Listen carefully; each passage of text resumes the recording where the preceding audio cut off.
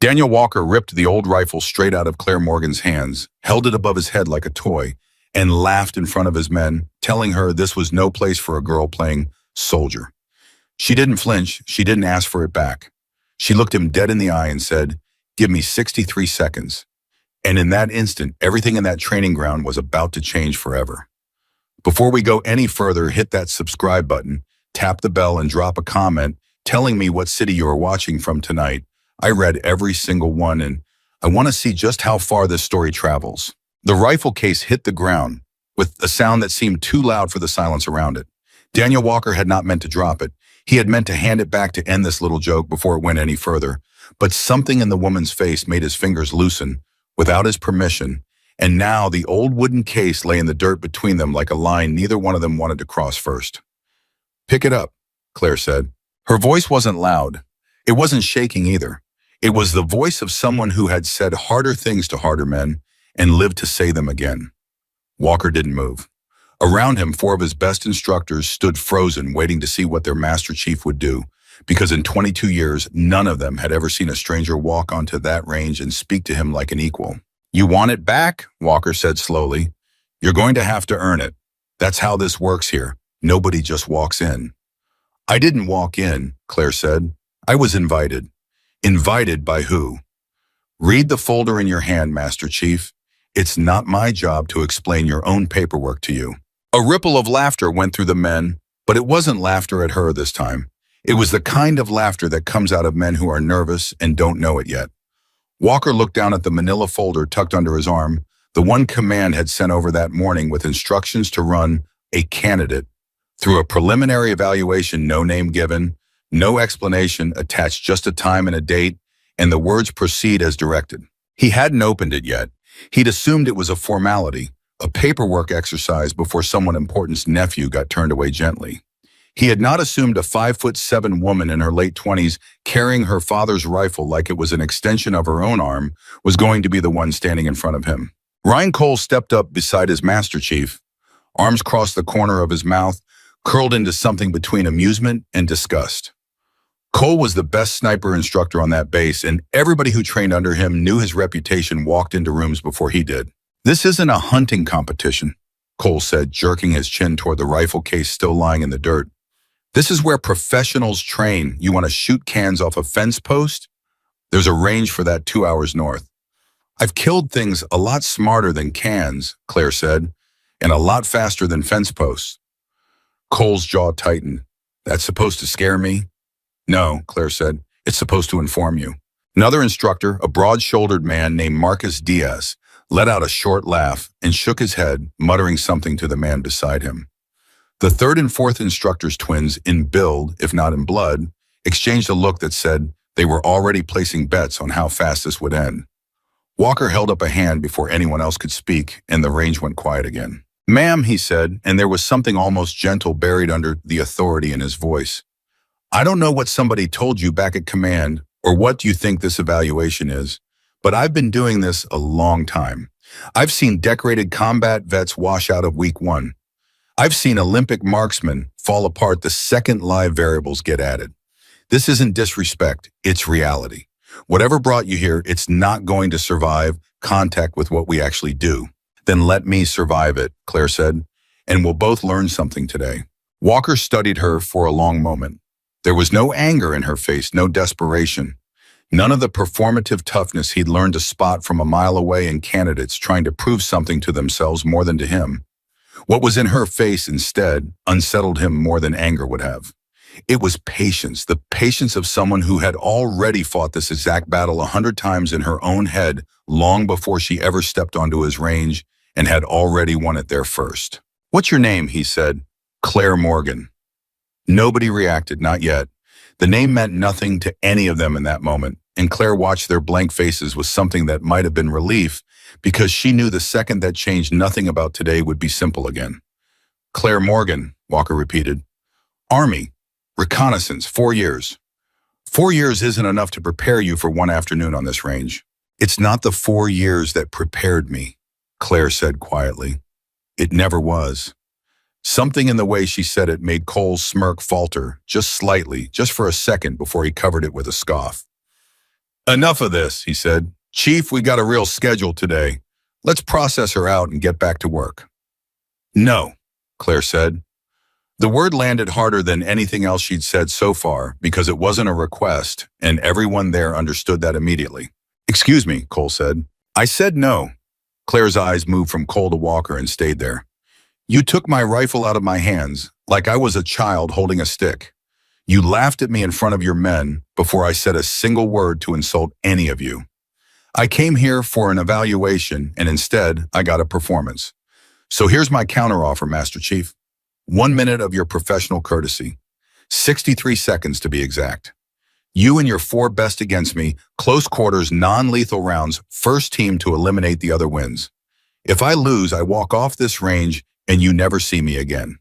If I win, she let the sentence hang there unfinished, and the silence that followed felt heavier than anything spoken could have been. If you win, what Walker asked, if I win, you listen to why I'm actually here. Diaz let out a low whistle. One of the twin instructors, a lean, quiet man named Foster, glanced at Walker like he was waiting for the order to shut this whole thing down before it became something none of them could take back.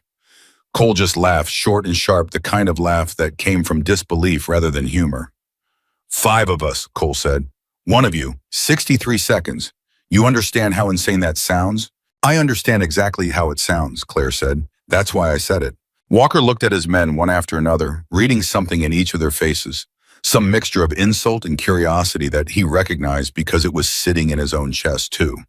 He'd trained candidates for over 2 decades. He'd learned a long time ago that the ones who talked the biggest game usually broke the fastest. But something about the stillness in this woman's posture, the way she hadn't so much as glanced at the rifle still lying in the dirt as if she genuinely didn't need it, made the old instinct in the back of his skull start humming a different tune than usual. You understand these are trained, non-lethal rounds, Walker said. They still hurt a lot. I've seen grown men cry from a solid hit. I've been hurt worse by people who love me, Claire said. Start the clock, Master Chief. For a moment, nobody moved. Then Walker exhaled through his nose long and slow, the sound of a man making a decision he suspected he might regret, and turned toward the equipment shed. Get her a vest and a helmet, he said. And somebody radio the range safety officer. Tell him we've got an unscheduled evaluation and he needs eyes on it in case this goes sideways. Chief, you cannot be serious, Cole said. I am dead serious, Cole, and you're going to be one of the 5. So I suggest you use the next 10 minutes to stop running your mouth and start thinking about how you're going to explain to me why a woman with a hunting rifle beat you in your own house. The words landed like a slap and Cole's face flushed red, but he didn't argue further.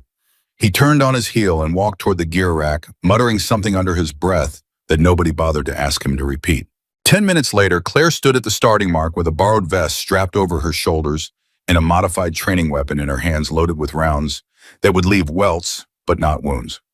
Around her, the range had gone from empty to crowded in the span of a single phone call, words spreading through the base the way it always did whenever something unusual was about to happen. Instructors from other courses drifted toward the fence line. A few support staff appeared with coffee. They weren't drinking, their eyes locked on the strange scene unfolding in front of them. Even the range safety officer, a stone-faced lieutenant named Reyes, arrived with a clipboard he never once looked down at because he couldn't take his eyes off the woman standing perfectly still at the center of it all. Walker crouched beside her close enough that only she could hear him. Last chance, he said. Walk away now, no shame in it. Nobody here is going to think less of you. You already think less of me, Claire said. That's fine. I don't need your opinion.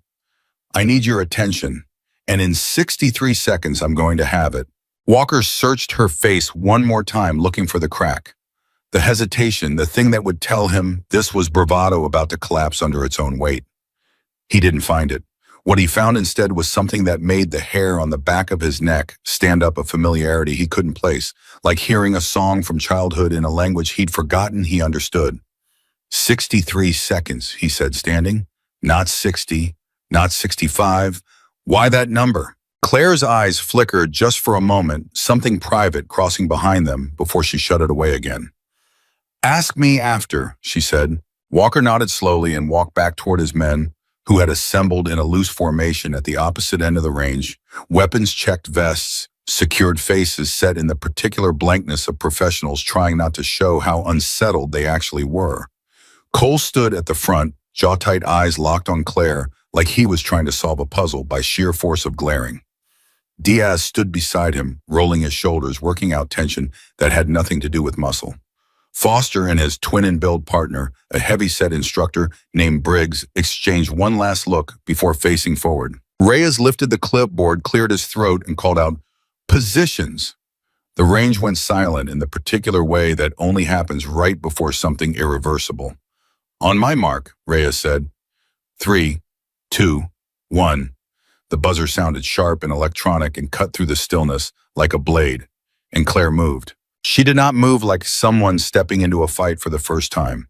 She did not move like someone thinking through the next action before taking it. She moved the way water moves around a rock. It has already memorized the shape of 1,000 times before, low and fast, and utterly without hesitation. And the men watching from the fence line would later swear they saw her disappear from where she'd been standing before their brains had even finished processing that the buzzer had gone off. Diaz broke first, charging forward on the left flank, confident in his size and his speed, the same combination that had carried him through 15 years of close quarters work without a serious loss. He never got the chance to close the distance the way he wanted to.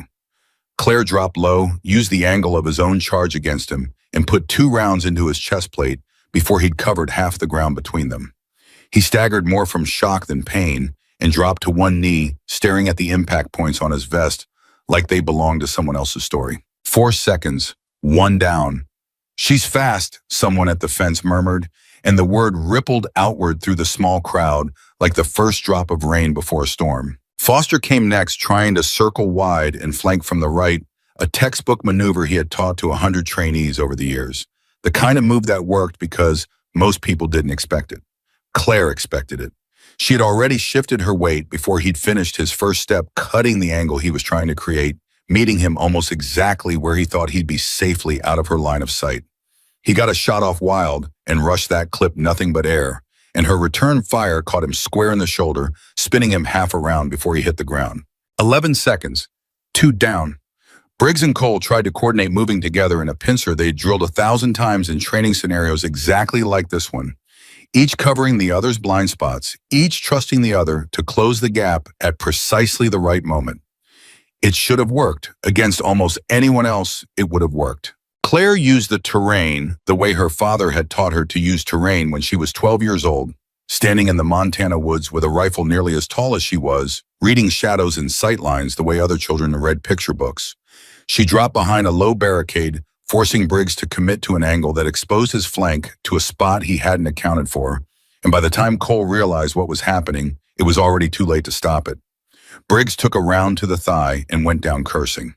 Cole alone now hesitated for just a fraction of a second, that fatal half-beat of disbelief that every instructor warns every trainee never to allow themselves, and Claire used it. 29 seconds, 3 down. "This isn't happening," Cole muttered under his breath, backing towards cover, his composure cracking in a way none of the men watching had ever seen from him before. He was the best shooter on that base. He had medals and citations and a wall of commendations that said so in writing. And a woman with a hunting rifle was dismantling his entire team in less time than it took most trainees to load their weapon correctly. He steadied himself, forced his breathing to slow, and tried to remember every ounce of training he'd ever absorbed. He moved smart this time, using cover properly, refusing to expose himself the way his teammates had. For a moment, it looked like he might actually hold his ground. Then Walker's voice cut through the tension from the sideline, sharp and involuntary. "Cole, watch your 6. Cole spun, but Claire was already there, already positioned, already pulling the trigger before he'd finished turning. The round caught him in the center of his chest, and he staggered backward into the dirt, staring up at the sky, with the particular expression of a man whose entire understanding of himself had just been rearranged in under a minute. 44 seconds, 4 down. Only Walker remained, and he had not moved from his position the entire time, watching with the stunned, clinical focus of a man cataloging every detail, because some part of him already understood he would need to remember this exactly later when he tried to explain it to people who wouldn't believe him. "Chief," Claire said, her voice steady even as her chest rose and fell from exertion. "Your team's down. It's just us now." Walker raised his weapon more out of procedure than belief that it would matter, and the range fell into the kind of silence that exists in the half-second before a verdict is read aloud. 63 seconds, Claire said, and pulled the trigger. The buzzer sounded at the exact same instant the round struck Walker's vest, and for several long seconds, nobody at the fence line made a sound at all. Reyes stood frozen with his clipboard still raised pen hovering uselessly above a page he had forgotten to write anything on. Somewhere behind him, a trainee dropped his coffee cup, and the small clatter it made against the ground seemed impossibly loud. Claire lowered her weapon and stood there breathing hard, watching the 5 men she had just defeated slowly begin to process what had happened to them. Diaz was the first to speak, still sitting in the dirt where he'd fallen, staring at her like she'd grown a second head. "What in the hell was that?" That, Foster said, pushing himself up onto one elbow, wincing, was not a hunting competition. Briggs let out a short, disbelieving laugh, shaking his head slowly. "I've trained against SEAL candidates who couldn't do that to 2 of us, let alone all 5. Cole stayed on the ground longer than the others, staring up at nothing in particular, and when he finally sat up, the look on his face wasn't anger anymore. It was something closer to fear, the specific kind of fear that comes from realizing the story you've told yourself about your own competence for 15 years might not be entirely true. Walker peeled himself off the ground, slowly brushing dirt from his knees, and walked toward Claire with the careful, measured steps of a man approaching something he didn't fully trust yet. "Who taught you that?" he said. It wasn't a question laced with anger anymore. It wasn't even really a question about tactics. There was something else underneath it, something raw and searching, and Claire could hear it clearly because she had spent years imagining this exact moment, rehearsing it in her head on lonely nights in the Montana wilderness, wondering if it would ever actually arrive. She didn't answer right away.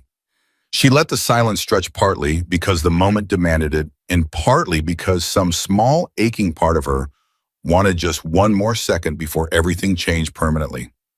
"My father," she finally said. Walker's brow furrowed. "Your father was Army too." "No," Claire said. "My father wasn't Army." "Then who?" "Captain Ethan Morgan," Claire said.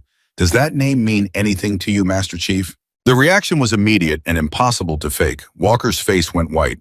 Actually white, the color draining out of it so fast that for a moment, Claire thought he might be the one who needed medical attention now instead of his men. Behind him, Cole's head snapped up. Diaz went completely still. Foster's mouth opened slightly, no words coming out. Even Briggs, still sitting in the dirt with a hand pressed to his bruised thigh, went rigid. "That's not possible," Cole said quietly. "That's not, say that name again." "Ethan Morgan," Claire repeated, watching each of their faces, carefully cataloging every flicker of recognition, every crack of emotion they couldn't quite contain. "My father. I imagine you all knew him a lot better than I did, considering he was gone before I ever got the chance to really know him at all." "Ethan Morgan's been dead for 8 years," Diaz said, his voice unsteady in a way that betrayed something deeper than simple shock. "Killed in action overseas. Everybody who ever wore this uniform knows that name."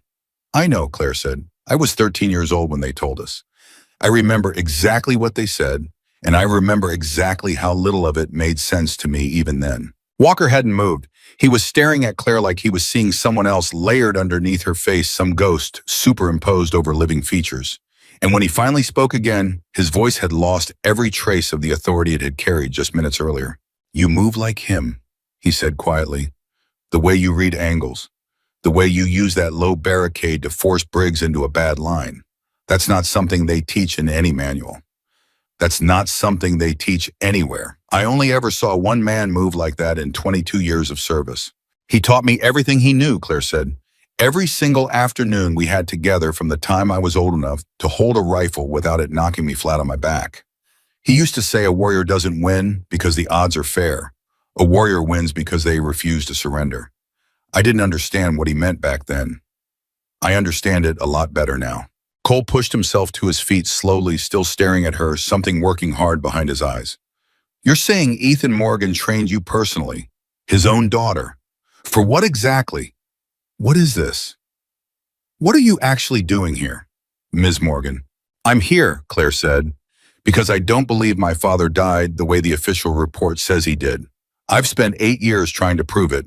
And 3 weeks ago, I finally found something that told me the truth was buried somewhere inside the people who served alongside him.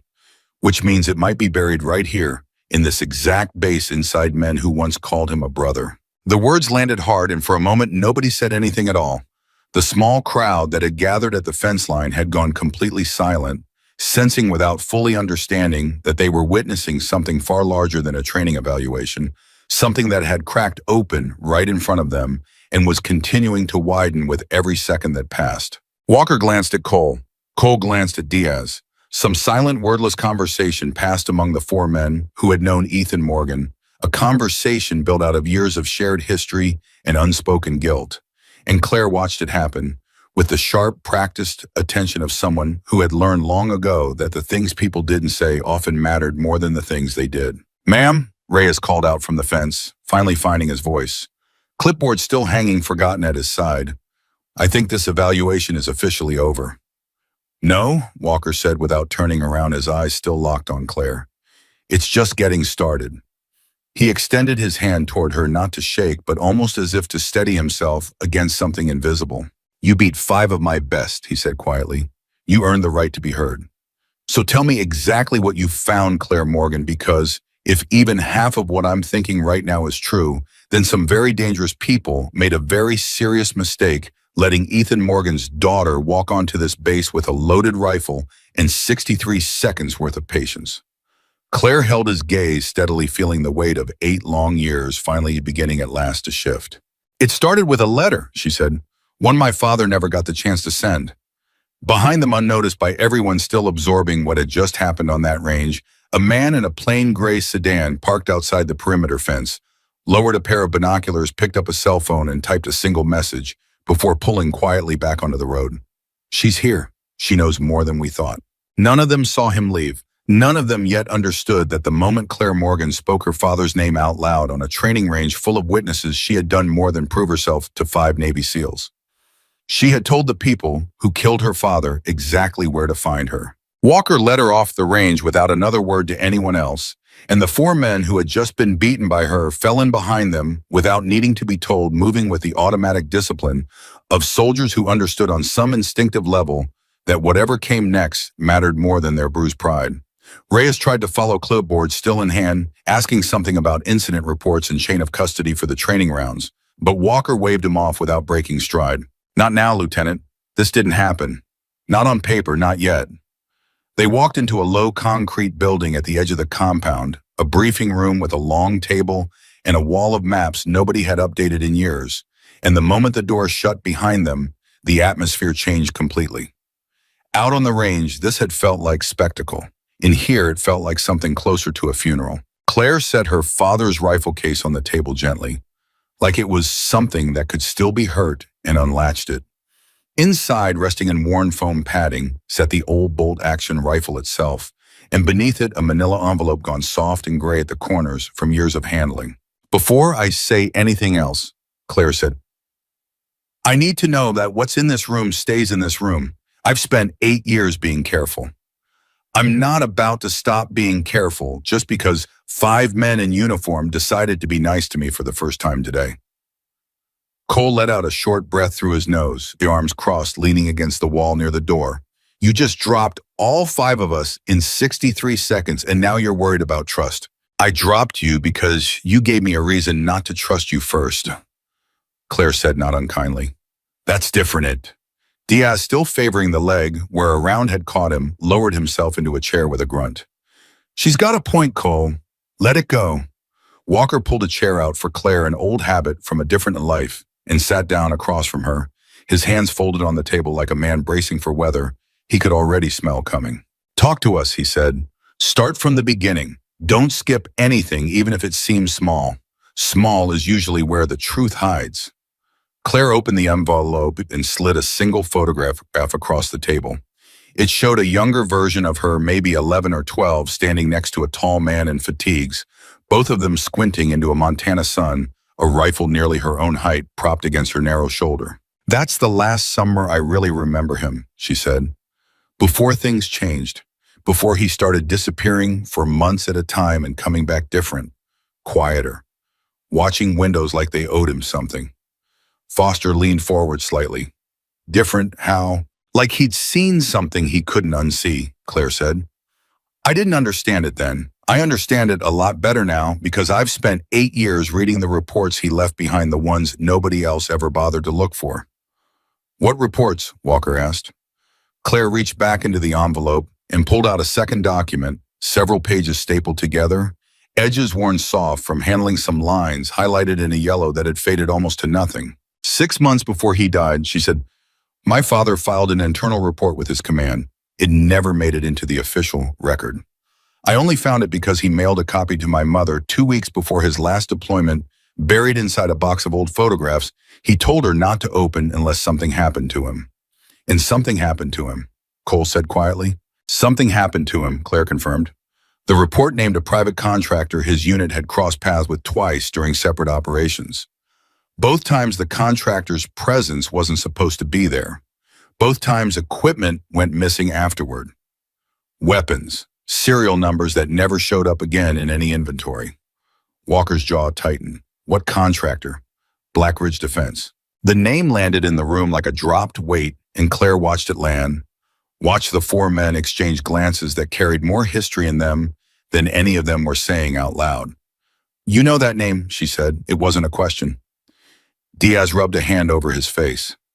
Everybody who's been in this business more than a decade knows that name. They're a private military contractor. Officially, they do logistics training, support some overseas security work. Unofficially, nobody talks about what they actually do, Foster finished for him. Not because it's classified, because it's dangerous to ask. My father asked, Claire said. He filed that report because he believed someone in a position of real authority was diverting military-grade weapons through Black Ridge and letting them disappear into channels that never should have existed. He named names, not many, just enough to be dangerous. And 2 weeks after he sent that report up his chain of command, he was reassigned to a mission that wasn't on any calendar I've ever been able to find. And 8 days after that, my mother got a knock on our door and 2 men in dress uniforms telling her the man she loved wasn't coming home. Nobody spoke for a long moment. Outside, faintly, the ordinary sounds of the base continued. Boots on gravel, a distant engine turning over the mundane world, moving forward completely unaware that in this small concrete room, something enormous had just cracked open. I was 13, Claire said, quieter now. I remember the exact shade of green on those uniforms. I remember my mother's hands shaking so bad she couldn't hold the folded flag they gave her, so I held it instead because somebody had to, and she looked like she was about to fall through the floor. Walker's expression had gone somewhere far away, somewhere none of the other men in the room could follow him. I was on a training rotation the week he disappeared, he said slowly. I remember hearing he'd been reassigned somewhere overseas on short notice. I remember thinking it was strange because Ethan didn't take assignments like that. He always ran things past 2 or 3 of us first. Sounding board, that's what he called it. He didn't run this one past anyone, Claire said, because I don't think he was ever told the truth about where he was actually going. Cole pushed off the wall and finally sat down, all the earlier hostility drained out of him, replaced by something rawer. You're saying somebody sent him into a mission that was designed to make him disappear because of what was in that report. I'm saying I've spent 8 years gathering everything I can find that points toward exactly that, Claire said. And 3 weeks ago, I found something that changed the shape of everything. She reached into the envelope one final time and pulled out a folded printout, a grainy image, the kind that came from a security camera feed that had been pulled through several unauthorized hands before it ever reached her. This was taken 18 months ago, she said, sliding it across the table. Outside a Black Ridge storage facility in Nevada. Look at the man in the doorway. Walker picked it up, studied it, and his face changed in a way none of the others had seen from him yet that day. Not shock, something colder than shock. Recognition mixed with dread. That's not possible, he said quietly. What? Diaz said, leaning over his shoulder to look. Who is it? Walker set the photograph down slowly like it might detonate if he moved too fast. General Adrian Kessler. The room went very still. You know him, Claire said. Everybody knows him, Foster said, voice tight. He's 3 ranks above anyone in this room. He sits on procurement committees. He was one of the men who signed off on your father's reassignment 8 years ago. I remember his name on the paperwork because I processed part of it myself. Claire felt something settle in her chest, a grim, quiet confirmation of a suspicion she had carried for years without ever having proof solid enough to say out loud. So the man who sent my father into a mission that killed him, she said, is standing in a photograph outside a Black Ridge facility 18 months ago in a place he had no official reason to be. We don't know that's what this photograph proves, Cole said, though his voice had lost most of its earlier conviction. It could be coincidence. It could be an entirely unrelated visit. Could be, Claire agreed. That's exactly why I didn't walk in here waving it around as proof of anything. I walked in here because I needed people who actually knew my father. People whose names I could trust weren't already bought to help me figure out whether it's coincidence or confirmation. Walker looked up at her, something shifting behind his eyes, some old debt finally coming due. Why us? Why this base specifically? Because you were his closest team, Claire said. Because in every letter my mother kept, every photograph, every story she ever told me before she passed, your names came up. Daniel Walker, Ryan Cole, Marcus Diaz, the two of you. She glanced at Foster and Briggs, who had been quiet through most of this. Came later, I know, but you trained under men who trained under him, and that chain matters. I needed people who would recognize his name the second I said it. People who couldn't fake not knowing him, even if they tried. And the 63 seconds, Walker asked, was that a test too? Claire allowed herself for the first time since walking onto that range, something close to a smile, though it didn't reach very far. 63 seconds was my father's personal record, she said. Training exercise years before I was born, 5-man team, same rules I gave you. It's the number my mother told me about 100 times growing up, like it was scripture. I figured if I was going to walk in here and ask 5 strangers to trust a woman none of them had ever heard of, I needed to prove I actually was who we said I was, in a language all of you would understand better than words. Diaz let out a slow breath, shaking his head. You beat your father's own record. I had motivation he never had, Claire said quietly. I had 8 years of knowing exactly what it cost to lose. The room sat with that for a long moment, and Walker finally leaned back in his chair, rubbing a hand over his jaw, the weight of 2 decades of assumed truth beginning to crack visibly across his features. Okay, he said. Say all of this is exactly what it looks like. Say Kessler is dirty. Say Black Ridge is running something under the radar. Say your father found it and paid for it with his life. What is it you actually want from us? Because I need to be honest with you, Claire. Going after a 3-star general with nothing but an old report and a blurry photograph isn't an investigation. It's a suicide mission, wearing an investigation's clothes. I don't want you to go after him, Claire said. Not yet. I want access to something I can't get on my own. Records, old deployment logs, anything from that final mission that might still exist somewhere in this base's archives, even buried, even redacted. I've spent 8 years working from the outside. I need people who can work from the inside at least for a little while until we have enough to take somewhere that actually matters. Cole studied her for a long moment, and something in his posture had changed completely since the range, the arrogance replaced by a kind of wary, searching respect. You said someone hacked your communications, he said, followed your home. When did that start? 6 weeks ago, Claire said.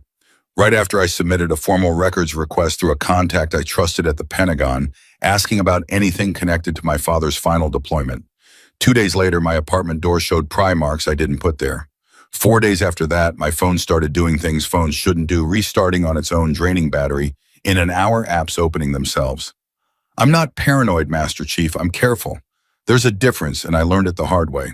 Foster and Briggs exchanged a look, and Briggs finally spoke for the first time since the range's voice low. If somebody's watching her and she just walked onto this base in front of witnesses and said her father's name out loud on an open training range, he didn't finish the sentence. He didn't need to.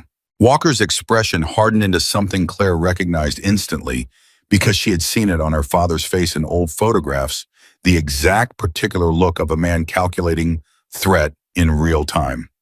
Get eyes on the perimeter, Walker said, standing abruptly. Now, quietly, I don't want a scene, I want confirmation. Cole was already moving toward the door, pulling a radio from his belt, and the sudden shift in energy in the room sent a jolt of adrenaline through Claire's chest that had nothing to do with the fight she'd already won that day.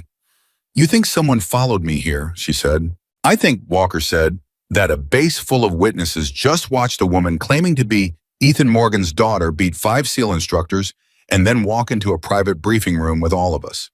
If anyone's been watching you the way you say they have, that's not a small thing to let slip past unnoticed. 20 minutes later, Cole returned, his face grim, and dropped a folded printout onto the table. A still frame pulled from the base's exterior gate camera, time-stamped less than an hour earlier. A gray sedan, parked just outside the perimeter fence, angled toward the training range. Ran the plate, Cole said. Comes back registered to a shell company. No employees, no listed address beyond a P.O. box in Reno. Guess which state that P.O. box happens to be in? Nevada, Claire said quietly. Same state as your Black Ridge storage facility, Cole confirmed. Car left the area roughly 4 minutes after your evaluation ended. The room went cold in a way that had nothing to do with temperature. They know I'm here. Claire said more to herself than to any of them. They know I found something. They know I found people willing to listen. Which means, Walker said, whatever window we thought we had just got a lot smaller. Diaz stood wincing slightly, testing his weight on his bruised leg. So what do? We can't exactly march up to Kessler's office and start asking questions. Man like that, he'll have us reassigned to some outpost in the middle of nowhere before sundown, and that's the good version of what happens. We don't go near Kessler yet, Walker said.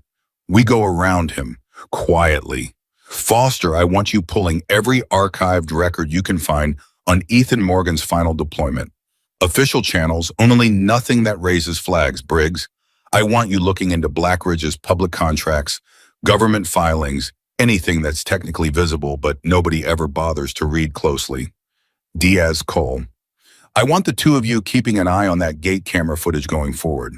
If that sedan comes back or anything like it, I want to know within minutes, not hours. And you, Cole asked. Walker glanced at Claire. I'm going to make a phone call to someone I haven't spoken to in 6 years. A man who was there the week your father disappeared. If anyone still alive knows more than what's sitting in that folder of yours, it's him. Who? Claire asked. His name is Owen Bradley, Walker said. Retired now, lives about 90 minutes from here. He and your father were closer than brothers for a stretch there back before everything went sideways. If Ethan told anyone something he didn't put in writing, it was Owen. Something in Claire's chest tightened at the name, a name she had seen exactly once before buried in a footnote of an old personnel file she'd spent 3 sleepless nights decoding. I know that name, she said slowly. There's a note in my father's report, just a fragment. It says, if anything happens, Owen will know where I hid the rest. Walker's face went very still. Then we need to find Owen Bradley today, he said. Not tomorrow, today. They split up within the hour, moving with the quiet urgency of people who understood that whatever clock had started the moment Claire spoke her father's name out loud on that range was now ticking faster than any of them had originally accounted for. Foster and Briggs disappeared into the base's records division, working through channels that wouldn't raise alarms if handled carefully. Diaz and Cole set up in the security office, eyes locked on gate footage, watching for gray sedans and anything else that didn't belong. And Walker, with Claire beside him, climbed into an unmarked vehicle and pulled off the base, heading north on a 2-lane highway that cut through empty stretches of golden California hillside. For a long stretch, neither of them spoke. Claire watched the landscape blur past the window, her father's rifle case resting across her knees, her mind turning over everything that had happened in the space of a single morning.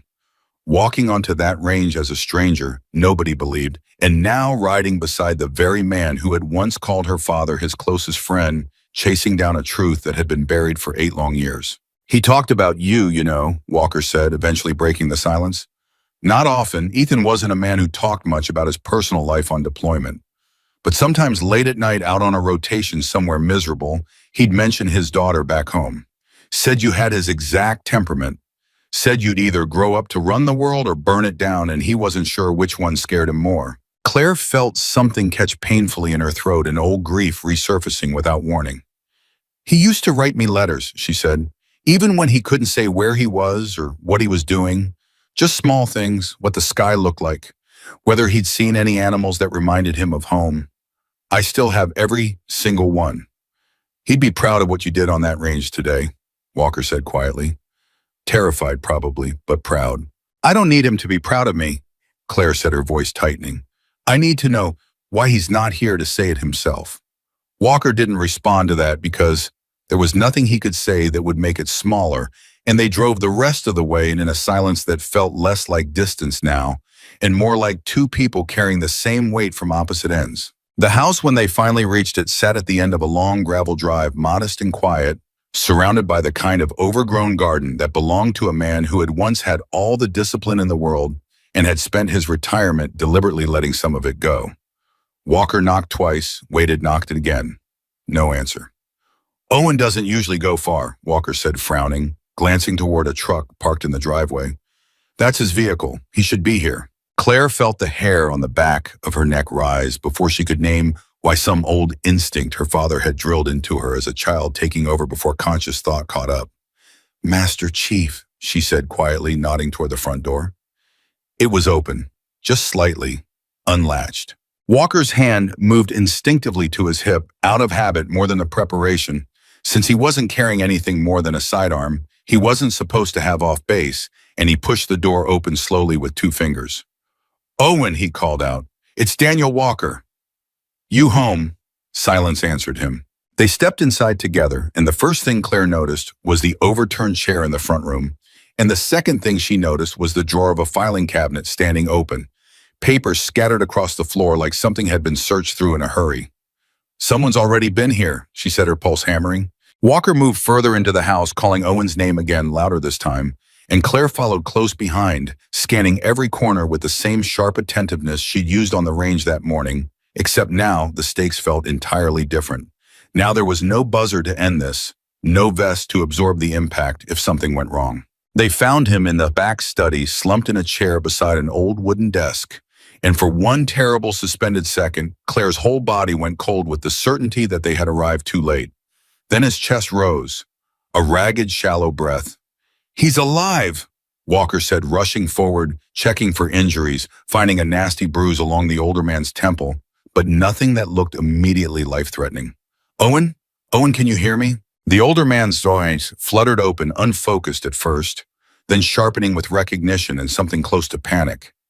Daniel, he rasped, you need to leave, now. They were just here. They think I already gave them what they wanted, but I didn't. I couldn't. Who was here? Walker demanded. Owen, who did this to you? Owen's eyes shifted past Walker, landing on Claire, and something in his expression shattered completely. You look just like him, he whispered. God help you. You look exactly like him. Where's the rest of it? Claire said, kneeling beside him, her voice trembling, despite every effort to hold it steady. My father's note said you'd know where he hid the rest. Please, I need to know what happened to him. Owen reached out with a shaking hand and gripped her wrist, his fingers surprisingly strong for a man who looked like he'd just been beaten half unconscious. He didn't hide it here, Owen said. He knew this place wasn't safe, not for something this big. He hid it somewhere only the two of you would ever think to look. Someplace that meant something between a father and his daughter, something nobody else would ever connect. Claire's mind raced backward through every memory she had every summer, every lesson, every quiet afternoon spent beside her father in the Montana wilderness, searching for the one place that could possibly hold 8 years of buried truth. Where, she said. Owen, where? His grip on her wrist tightened, his breathing growing shallower, and for one agonizing moment Claire thought he was slipping away before he could answer. The ridge, he finally managed, where he taught you to shoot. He told me once if anything ever happened to him, that's where the truth would be waiting, buried under the third marker. He said you'd remember which one. Claire's breath caught in her throat. She did remember. She remembered exactly which one, a weathered stone her father had shown her when she was 14 years old, telling her it marked the spot where he'd taken his very first shot as a boy, long before the Navy, long before any of this.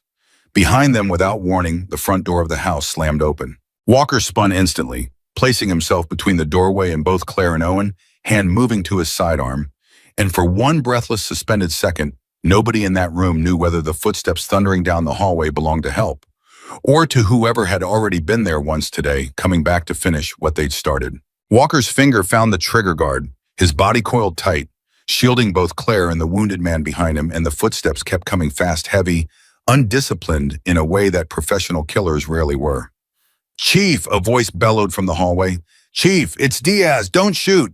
The tension in Walker's shoulders broke all at once, and he lowered the weapon just as Diaz burst into the study doorway, breathing hard, Cole right behind him, both of them clearly having run the entire distance from wherever they'd left their vehicle.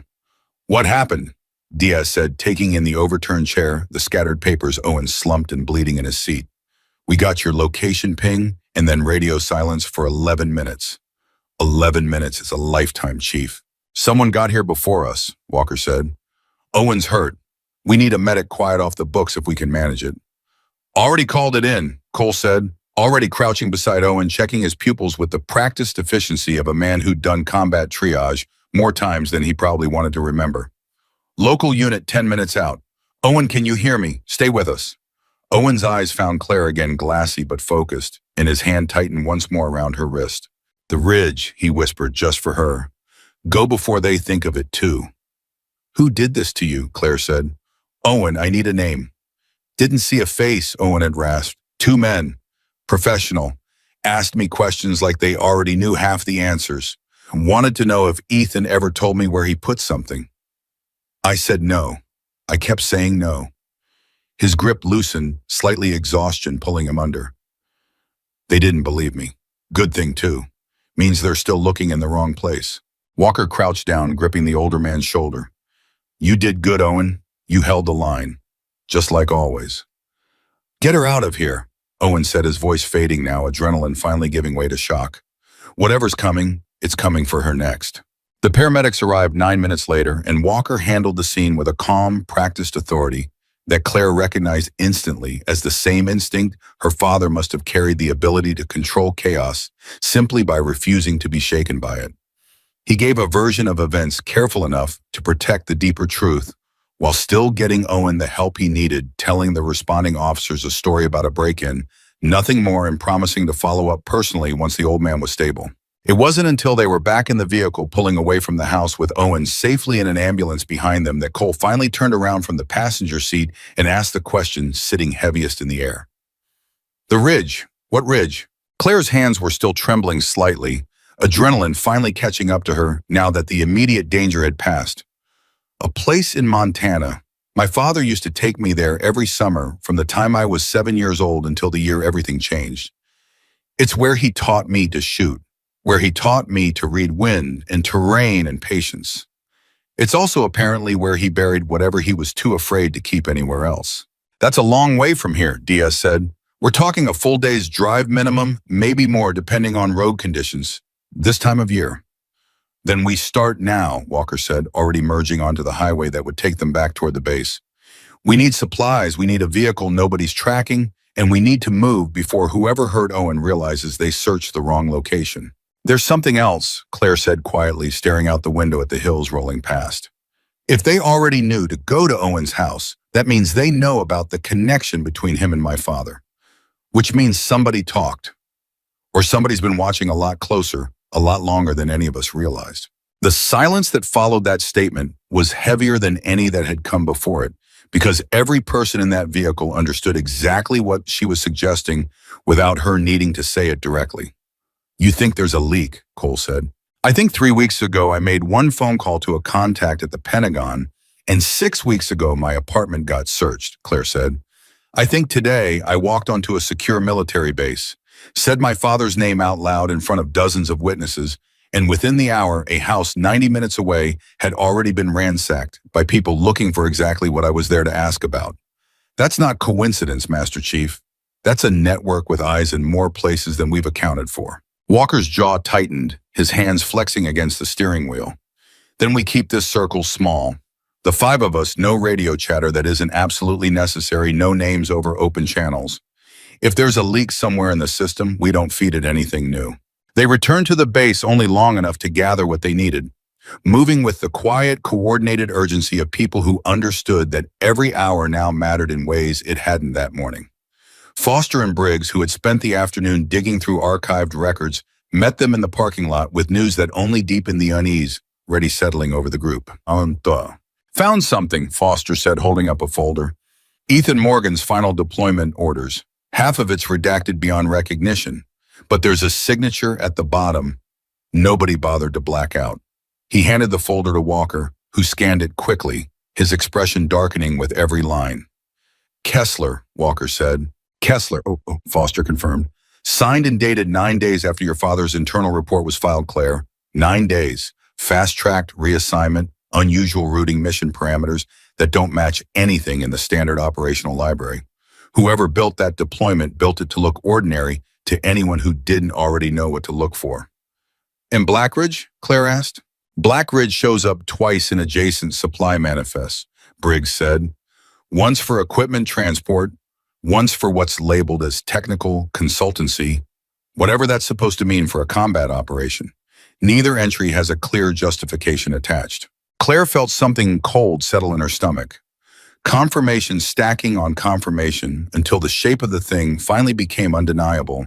No longer suspicion, no longer a daughter's grief, chasing shadows but an actual architecture of betrayal laid out in black and white. They built the trap before he ever stepped into it, she said quietly. He walked into that mission believing his own government had his back, and the whole time the paperwork was already written to make sure he never walked back out. Nobody had anything to say to that. There was nothing to say to that. They left within the hour, splitting into 2 vehicles. Walker driving Claire in one, Cole and Diaz following in the second, with Foster and Briggs remaining behind to keep working the records and to watch for anything unusual on base.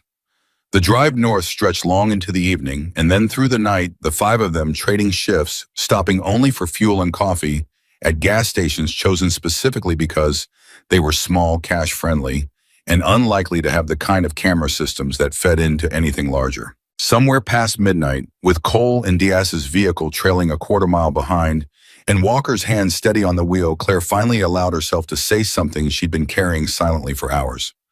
What if it's not there anymore, she said. What if somebody already found it?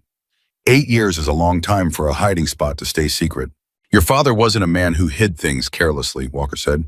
I watched him plan operations for years. He always had 3 contingencies for every one thing that could go wrong.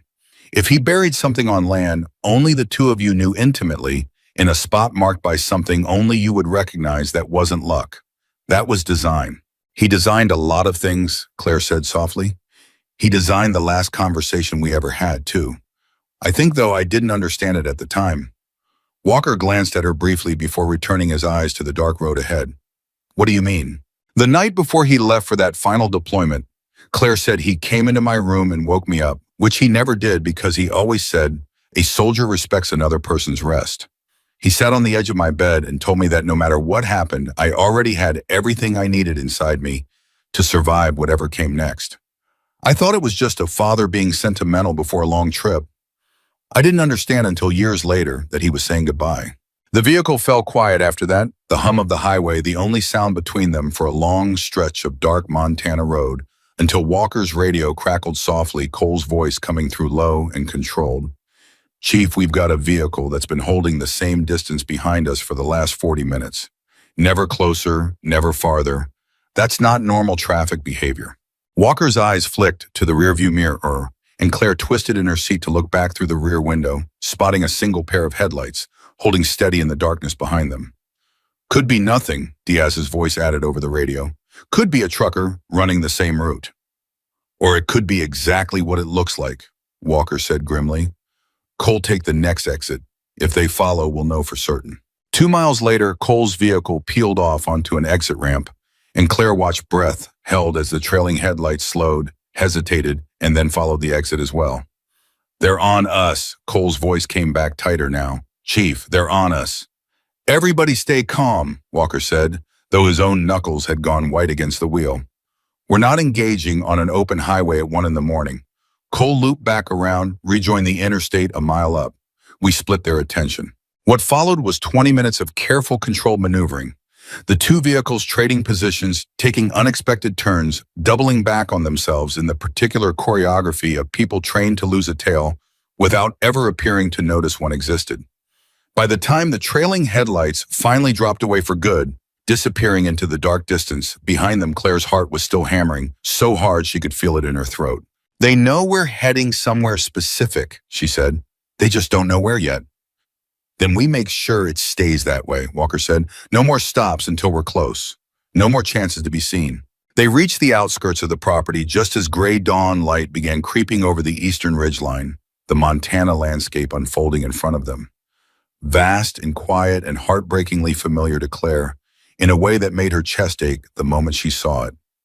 The old cabin where she'd spent every childhood summer still stood at the base of the hill, weathered but intact, and beyond it, rising up toward a tree line, she could have walked blindfolded, sat the ridge itself. They parked the vehicles out of sight, concealed behind a stand of trees a half-mile off, and moved the rest of the way on foot, 5 figures cutting quietly through familiar wilderness that had once belonged only to a father and his daughter, and now belonged to something far larger and far more dangerous. "How far?" Walker asked quietly as they climbed. "Not far," Claire said, her very voice tightening with something between grief and determination. "Just past that tree line, there's a clearing. He used to set up targets there, teach me to read distance before I ever pulled a trigger." The clearing, when they reached it, looked exactly as she remembered, sunlight beginning to filter gold through the trees and scattered along its edge, half buried in years of undergrowth, sat a scattering of old, weathered stones. Markers her father had placed himself, each one commemorating some small, private milestone between them. Claire moved among them slowly, counting her breath shallow until she reached the third marker and dropped to her knees beside it. "This one," she said. "My first shot. I was 8 years old. I missed the target by 6 feet, and he told me that was the most important 6 feet I'd ever miss in my life, because it taught me more about patience than a bullseye ever could have." Diaz and Foster had brought entrenching tools from the vehicle, and within minutes the small group had cleared the loose earth around the base of the stone, working carefully, quietly, every one of them aware of the strange, sacred weight of what they were doing.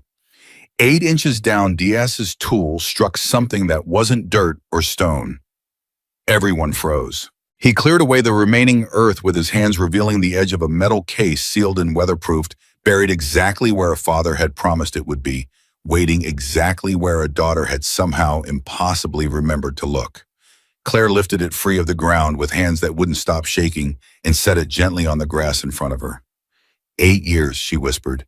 8 years, and it was right here the entire time. She unlatched the case slowly, and inside, protected in waterproof sleeves, sat a collection of documents, photographs, and a small handheld recorder, its casing scratched but intact. Walker crouched beside her.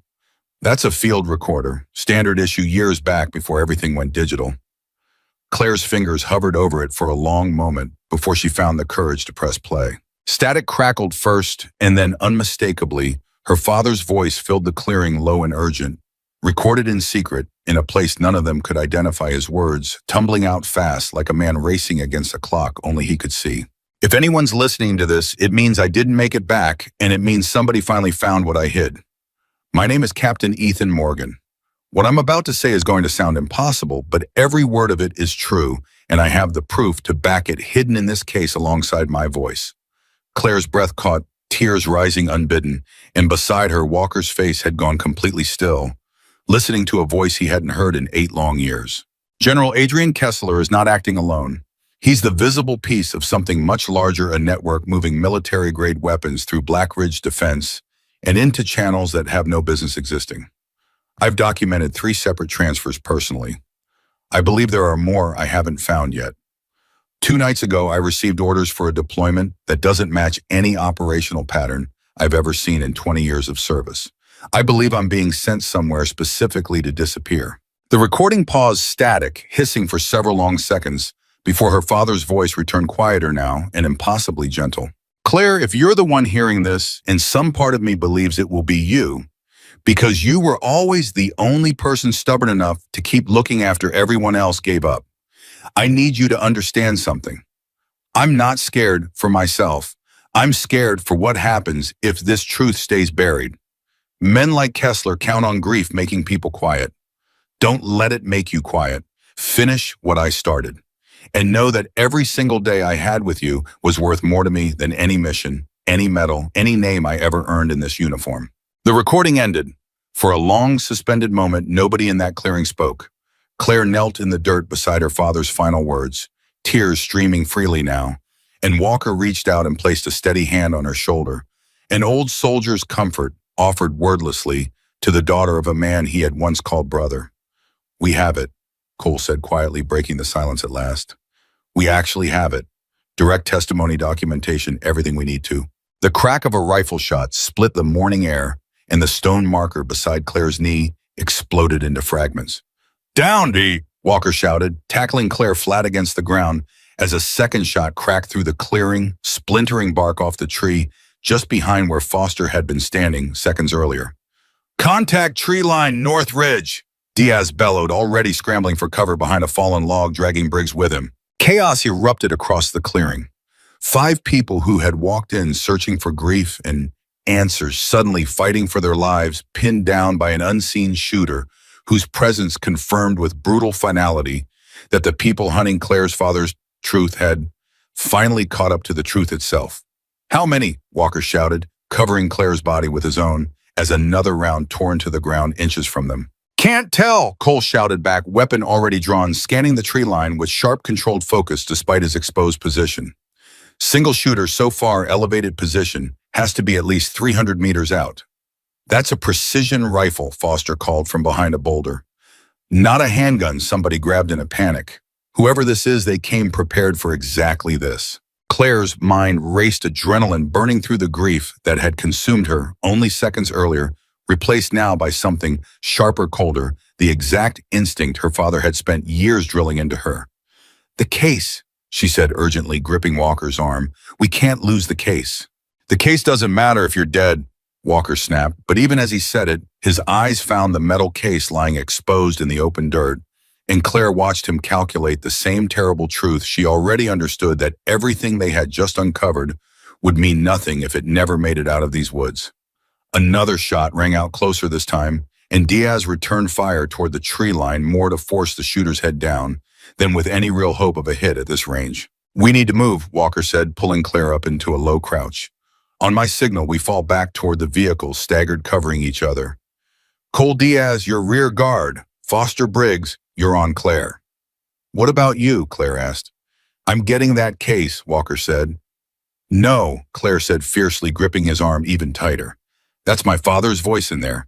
If anyone's risking their life for it, it's me." Before Walker could argue, Claire broke from cover, sprinting low across the clearing, exactly the way her father had taught her decades earlier. Using the terrain, the angles every instinct burned into her by a man who had known somehow even then that she might need these exact skills one day to save what mattered most. A round kicked up dirt inches from her boot as she reached the case, scooped it up in one fluid motion, and dove back toward cover just as another shot cracked through the air where she'd been standing a half-second earlier. "Claire," Walker's voice was raw with fear as she slid behind the boulder beside him, chest heaving, the metal case clutched tight against her body. "I'm fine," she gasped. "I'm fine, got it." Cole's voice cut through the chaos, urgent and sharp. "Chief second shooter, west side, they're trying to flank us." Walker's face went hard with grim calculation. "They're not trying to kill us outright. They're trying to pin us down until reinforcements arrive, which means we have minutes, not hours." "Then we don't give them minutes," Claire said, her voice steadying even as her hands shook around the case. "My father taught me this, Ridge. Every rock, every angle, every blind spot. If anyone has the advantage out here, it's not them." Walker looked at her for a fraction of a second, something fierce and proud breaking through the fear on his face. "Then lead us out," he said, "right now." And as gunfire continued to rake across the clearing where her father's final truth had lain buried for 8 long years, Claire Morgan rose from cover, gripped the case that held her father's voice against her chest, and began moving through the trees exactly the way he had once taught her, not running from the danger, but reading it, understanding it, turning the very ground beneath her feet into a weapon nobody hunting them had ever accounted for. Behind her, one of the shooters shifted position on the ridge above, raising a radio to his mouth, his voice low and urgent, as he relayed 4 words to whoever was listening on the other end, 4 words that would soon set an entirely new and far more dangerous phase of the hunt into motion. "She has the recording." Claire moved through the trees the way her father had once moved through them, beside her low and fast, reading the terrain, a half-second before it revealed itself, and behind her she could hear Walker and the others matching her pace, trusting a woman none of them had known 24 hours earlier with their lives, because in the span of one bloody morning she had already proven she deserved that trust more than most people who'd worn a uniform for decades. Cut left at the fallen pine, she called back, voice low but sharp over the wind. There's a depression. Just past it drops us below their sight line for 30 yards. How do you know that? Diaz gasped, half carrying Briggs, whose leg wound from the training range had reopened under the strain of the run. Because I buried a time capsule under that exact pine when I was 9 years old, Claire said, and my father made me map every square foot of this ridge before he'd let me shoot from it. Move. They dropped into the depression just as another round cracked overhead, close enough that Claire felt the displaced air brush past her ear like a whisper made of violence. Cole returned fire twice more to buy seconds than to hit anything, and the group scrambled forward through the natural trench the land provided, hidden from the ridge above, for the first time since the shooting started. Chief Foster said, breathing hard, "We've got maybe 200 yards to the vehicles. If they've got someone circling to cut us off, they don't," Claire said with a certainty that made everyone look at her. "That ridge only has 2 viable elevated firing positions with a clean line to the clearing. My father showed me both of them when he taught me to identify sniper cover. Whoever's up there is working from one of those 2 spots, and neither one has a fast route down to intercept us before we reach the tree line." Walker stared at her for half a second, something between disbelief and awe crossing his face, even in the middle of gunfire. "You're reading this battlefield like you've fought on it before." "I have," Claire said, "just never with real bullets." They broke from the depression and ran the final stretch to the vehicles Cole and Diaz laying down, covering fire in short, disciplined bursts, while Foster and Briggs hauled themselves into the second vehicle, and Walker shoved Claire into the first, the metal case clutched against her chest, like something more precious than her own heartbeat. The engine roared to life, gravel sprayed, and within seconds both vehicles were tearing down the access road, putting distance between themselves and the ridge, where for one brief and terrible morning, the truth Claire had spent 8 years hunting had almost gotten all of them killed. Nobody spoke for the first several miles. The only sounds were labored breathing, the hum of tires on cracked asphalt, and somewhere beneath all of it, the quiet, disbelieving realization settling over 5 people that they had just survived something that should have ended very differently. "They knew exactly where to find us," Cole finally said, voice tight, twisting around from the front seat to look back at Claire. "Not the general area, the exact clearing. That's not a lucky guess, Chief. That's someone who knew precisely where your father buried that case." "Owen didn't tell them," Claire said immediately. "He wouldn't." "I'm not accusing Owen," Cole said. "I'm saying somebody knew, which means either they've had this location for years and were simply waiting for someone to lead them to the case, or—" He stopped himself, but the unfinished sentence hung in the air anyway, and Claire felt her stomach twist with a suspicion she didn't want to give voice to. "Or someone in our circle told them," Walker finished quietly. "Say it, Cole. Don't leave it half-spoken." "I'm not saying it's any of us," Cole said carefully. "I'm saying between the base and that ridge, more people knew our destination than just the 5 of us. Reyes knew we left. Command knows Foster and Briggs pulled archived files.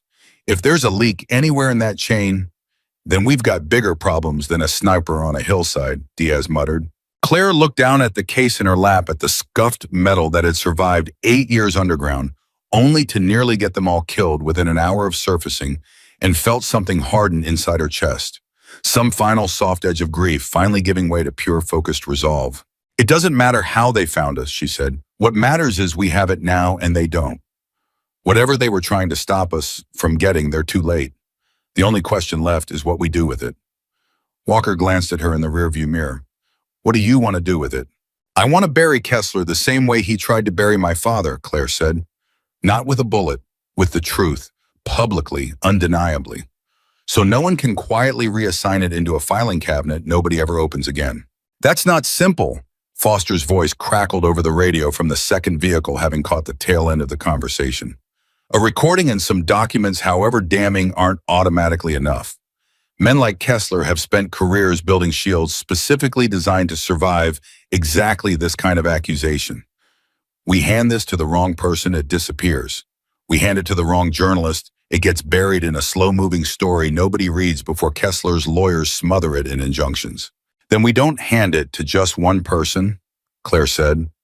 "We make sure it can't disappear because too many hands are already holding it at once." They drove through the rest of the day, switching vehicles twice at prearranged stops. Walker insisted on, out of pure operational caution, staying off any road with more than minimal traffic, avoiding cell towers where they could, communicating only through burner phones Diaz procured with cash at a gas station outside Billings. By the time evening fell, they'd made it to a small, unremarkable motel 2 states away, the kind of place that didn't ask questions and didn't keep cameras pointed at anything useful. It was there, gathered around a cheap laminate table under flickering fluorescent light, that Claire finally opened the case fully and laid out everything her father had hidden across 8 patient years of secrecy. Photographs of weapons transfers, copies of manifests that didn't match official records, a handwritten ledger, her father's own careful print, documenting dates, locations, and names, some of them familiar to, some of them new to everyone in the room. And beneath all of it, a second smaller device, a data drive sealed in the same waterproof casing as the recorder. "There's more," Claire said, turning it over in her hands. "He didn't just leave testimony, he left proof." Walker leaned forward. "Can we access it?" "Not without a computer that isn't connected to anything traceable," Foster said. "If there's anything sensitive on that drive, the second we plug it into something online, we risk exposing exactly what we're trying to protect." "I know someone," Diaz said slowly, and everyone turned to look at him. "A guy I served with years back, does private security consulting, now off-grid, set up air-gapped systems, the whole works. Paranoid as hell, but good at what he does. If anyone can get into that drive safely, it's him." "Can we trust him?" Claire asked. "I trusted him with my life more than once," Diaz said. "That's the only kind of trust that's ever mattered to me." They reached the contact, a wiry, quiet man named Sam Ellison, just after midnight, arriving at a modest house on the outskirts of a small town that didn't appear on most maps by name. Ellison listened to the situation with the flat, unbothered calm of a man who had heard worse and helped with worse, and within an hour he had the drive connected to an isolated system in his back room, files slowly unpacking across a dark screen. "Video files," Ellison said, scrolling through directory names, several, time-stamped, and a folder just labeled Kessler. Claire's breath caught. "Play it." The first video flickered to life, grainy, clearly recorded covertly, the angle low and hidden, showing what looked like a warehouse interior. Crates stacked along one wall. 2 men in the frame, one of them unmistakably younger but recognizable instantly to everyone who had seen the photograph from the storage facility earlier that day. "Kessler can't keep running this many shipments through the same channel." Kessler's recorded voice said, tinny but clear. "Morgan's already sniffing around the manifests. If he connects the dots, Morgan won't be a problem much longer." The second man replied, his face never turning fully toward the camera. "I've already put the reassignment through. Once he's overseas, it's simple to make sure he doesn't come back to ask more questions." The room went utterly silent.